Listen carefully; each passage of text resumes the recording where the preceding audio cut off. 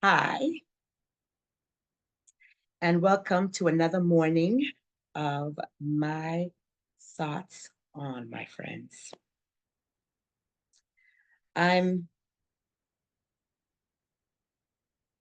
reminded right now when I say my friends of my little one Molly, and not just Molly, all of the little ones that I work with who are meeting their daily challenges, their behavioral challenges, and trying to make tiny steps, tiny tot steps. Some of them are tiny tots, trying to make their little tiny tot steps toward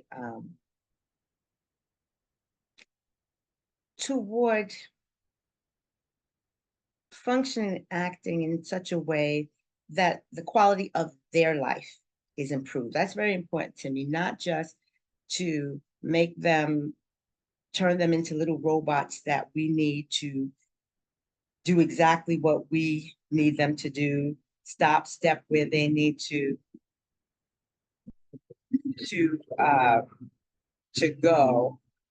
Most definitely, um, helping them learn just certain skills and certain boundaries that they are going to need to make their life here on planet Earth um, a little better, hopefully a little more pleasant and happy than what it could be, than what it could be. But that said, I'm thinking about them because, so often my Molly, when she gets into a little bit of a fit and she's a little upset and angry, she likes to hurl back at me. I'm not your friend. I'm not your friend anymore. And every time it makes me smile and laugh because I don't laugh in front of her because I know this is for real for her and these are her real feelings. But I have to laugh, because, I come from the era of, you know, I'm not your little friend. Okay. I got I got parents and guardians who quickly, my own included, quickly let you know, I'm not one of your little friends. Okay.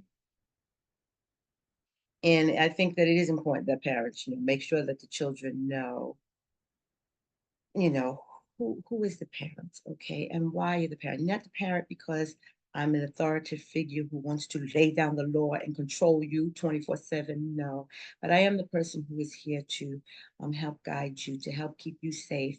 And in order to do that, I need to be a parent, not a pal. But that said, I do like to set up the feeling of, uh, of friendship in the context of I want Molly, I want my other children to be able to feel comfortable, free, and willing to to talk, to communicate, to know that they have a safe space where they can share and your feelings not be about whether they're wrong or right. They're your feelings. They're your feelings. And right now, you are expressing those feelings. Now, how they respond to those feelings, yes, we're gonna always get to that point because Molly, no, you can't go slug somebody in the face, or kick them in the shin because they got on your nerves, no matter how much you might feel like that's what I want to do at the time. We do have, you know, um, lines of how to lines of behavior as to how to handle a situation in an effective way that's not going to have you in trouble with a whole lot of problems. But that said, I do like them to uh, feel what they feel is what you gain from friendship. Okay. And I want them to feel some of that, still knowing at the end of the day, you know, uh, what the expectations are here. So I digressed all the way over here. This is not what I started out talking about, but I thought of it when I said my friends. I could hear it in my head. Oh, my friends. Okay, yeah, these are my friends. Anyway, I really am thinking about this morning aha moments. Or, Oprah's aha moments, because I had one of those aha moments this week, and it was quite significant for me. Um, the aha moment is resulting in my sitting down here, talking, and finally putting on video my thoughts and my stories. Um, and I have a lot of them. Well, I have a lot of thoughts and I have a lot of stories.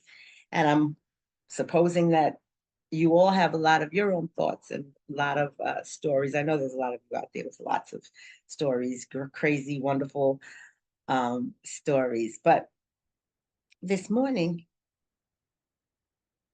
I I went into the kitchen to get something to drink, as I often do in the morning. And of course, I was faced with suitcases that I had dragged into the kitchen yesterday. And I was reminded of the aha moment that I had. I I have been dealing with, and please, no judgment here right now, but yes, y'all, I've been dealing with bats. Bats in the house. Stay tuned to that story that's coming up.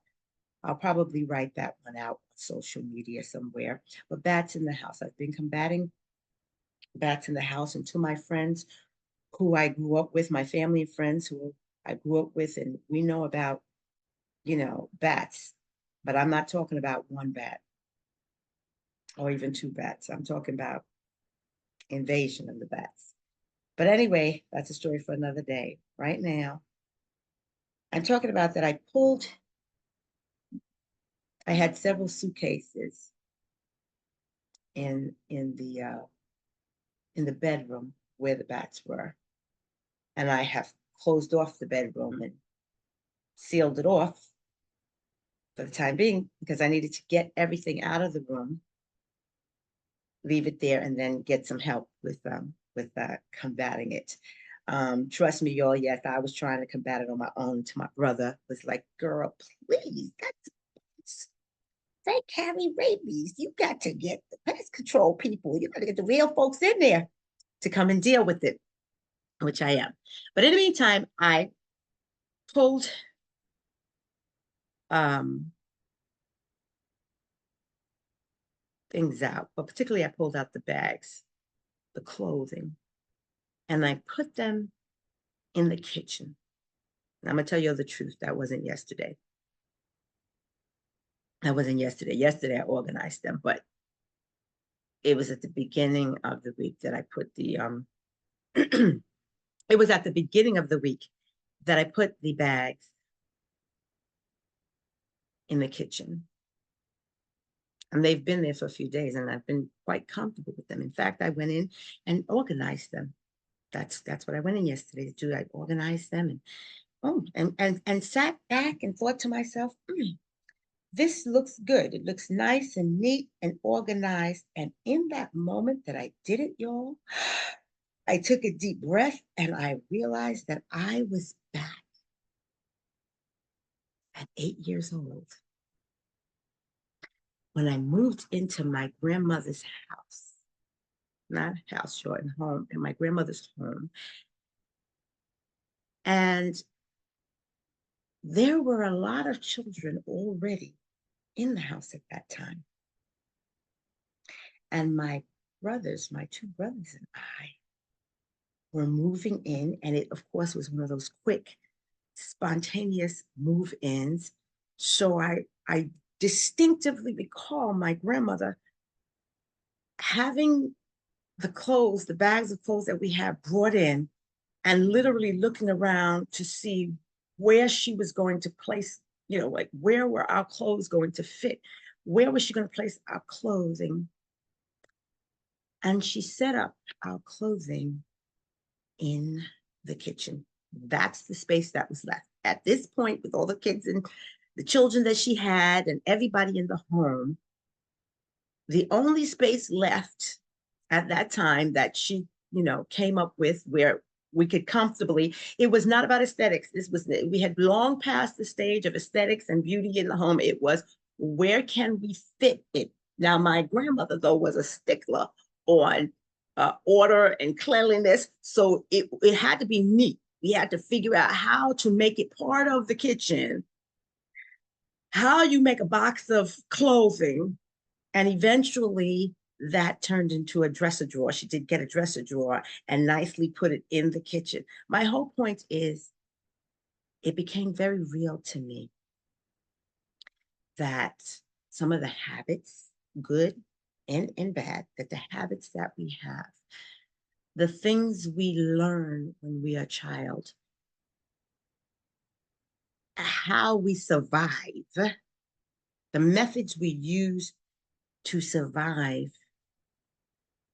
really can become intrinsically a part of us that we don't even realize that we're carrying out, we're living out again our childhood. And that not just in this instance with the bag, I began to realize how I'm doing it in so many areas, but I truly, truly connected with, oh my goodness, I have these bags in the kitchen.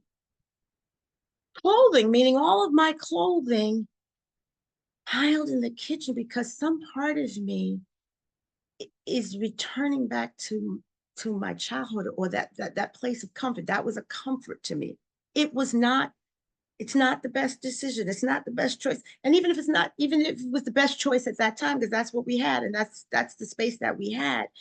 If I'm gonna get out of that syndrome, if you'd like, if I'm gonna get out of that syndrome of, first of all, living with things piled as long as they're neatly there, piled, and if I, which I do want, aesthetically want to have things aesthetically looking beautiful, and I want to keep the place looking aesthetically beautiful the way it was, I can't unknowingly, without realizing it, revert back to that particular comfort zone. How did that help me? Of course, right in that moment, I knew, get these bags out of the kitchen, girl.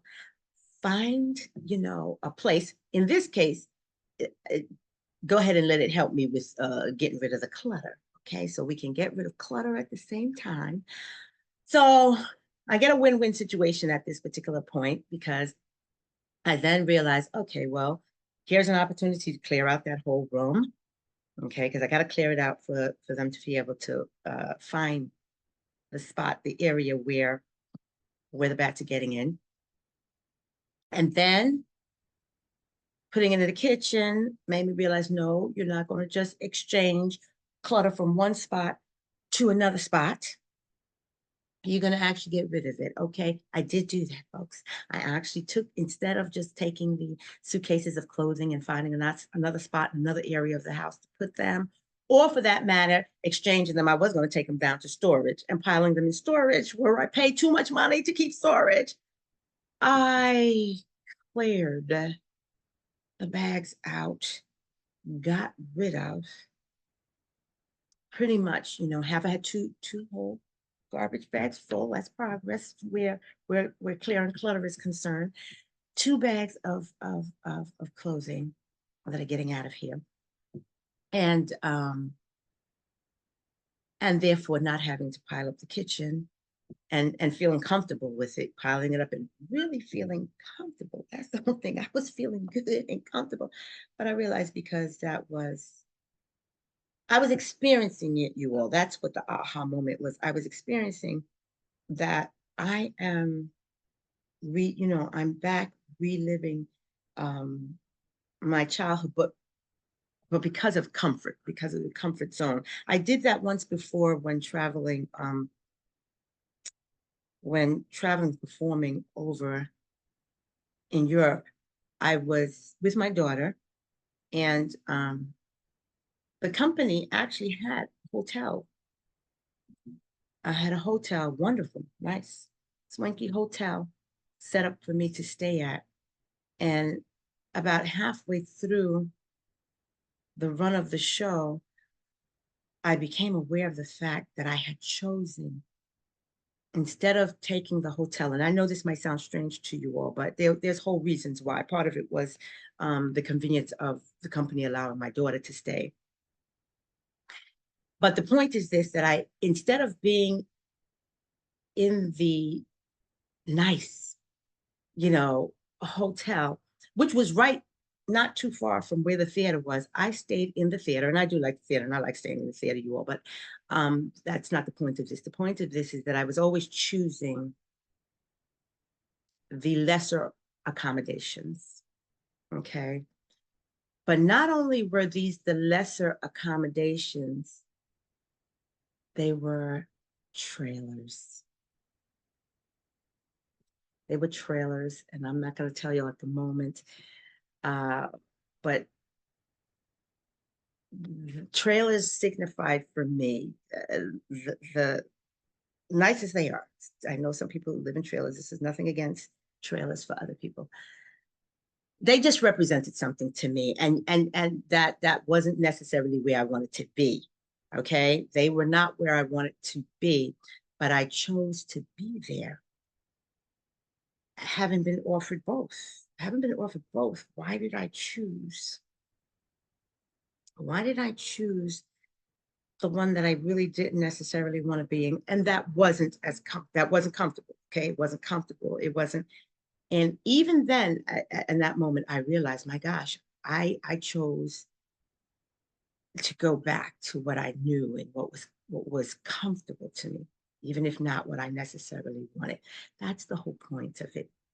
The aha moment that made me aware of when I'm doing that, when I'm in the moment, because I may mentally understand all of this, but the aha is the realization, the being able to see it, feel it, and recognize it when I'm in the moment doing that. And when I became aware of that, you all, with the suitcases, I'm telling you, something broke inside me. I'm not saying like, oh, I had this moment that I was, oh, no, all of a sudden I could do these videos. All of a sudden I could write. I had a writer's block in terms of my ability to write my stories, or to write content or anything like that. I would sit down. I would give the time to it. I would decide I'm going to do it. I'm doing all kinds of everything to get myself to do it, and couldn't do it. And when I became aware, just becoming aware of it, and seeing what I was doing, I was able to stop right then and there. I was able to get past procrastination, which is a major thing for me. And I will be talking about that. We will be talking about my thoughts on procrastination. But and I feel so good this morning. It made me feel so good. I was able to get so much done. What I haven't been able to get done in months, y'all, no, really years. Years. I was able to get done in an hour in one morning. And I realized, because I connected with the block culprit, and just becoming aware of what I was doing, just becoming aware of how it connected with my childhood experiences. And I'm not going into all the things that came to mind and all the things that I literally just sat down and let myself just become aware of what was happening. And in so doing that,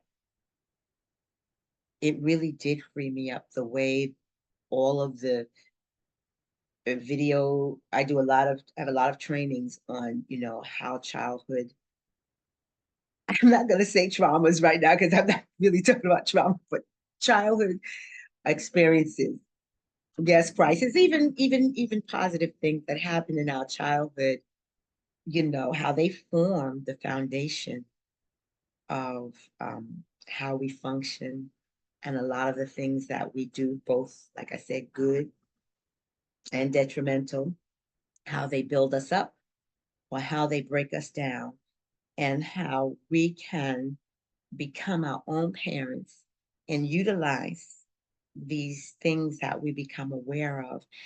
Um, we can utilize them to break free and to move forward. And one thing I have learned for sure is that we can't yank that stuff out of us. Um we can't just, well, maybe somebody can, but it's not known to be able to just because you say stop, you just stop, you know, or I'm gonna, in my experience, I have not been able to will this out, no matter how much I want to um I want to get past clutter. I want to get past procrastination. I want to get past blockages in my life, feeling like I'm just not moving forward. And why? I think that I have put a really, really great effort into just push. Well, I'm just going to will myself past it. I'm just going to push myself past it. I've not been able to do that.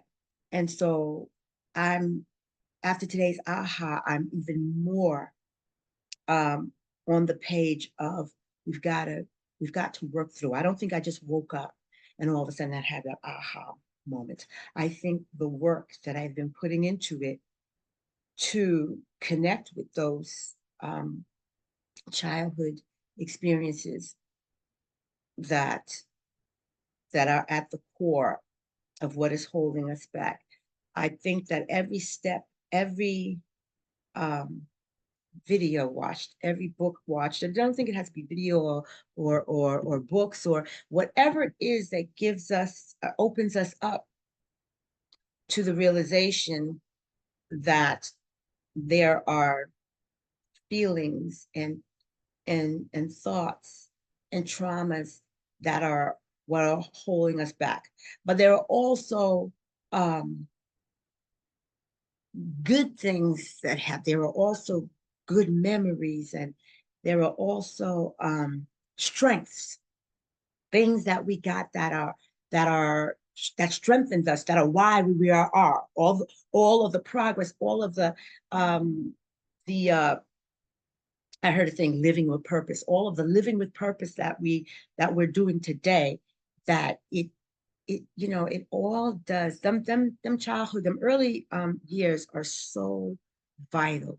And so bringing it back to my Molly, I say to myself, to my parents, to the teachers that I work with, who I know a lot of all of this information. It is just a reminder, you know, just to plug in again how vital these early years are for children, and what we feed into them, what we teach them, what we allow them to do or not to do, the boundaries we set, the encouragement that we give, the building of, not just building, the acknowledgement of the wonderful beings that they are, in spite of the crazy behaviors that they may be engaging in, because that's what I deal with, y'all. I do deal with a lot of the challenges, stuff that we would call negatives, the things that cause people to end up saying mean and nasty things to them, remembering that we're shaping, we're feeding into them, we're giving them the building blocks of what they're going to feel about themselves, of how good they feel about, or how bad they feel about themselves, of whether they feel that they can do certain things. All of this is so pertinent during those first early years. I'm talking about, you know, from birth to 7, 8 years old. I think they say 7. Definitely by 12, we want to have gotten, you know, some of these in there. Thanks again for listening and let me, talk on about thoughts that are of interest to me and allowing me to take action with and after an aha moment so that it's not just an aha moment, but that I experience the difference that that aha moment can make in my life. Thank you all, and you all have a good one.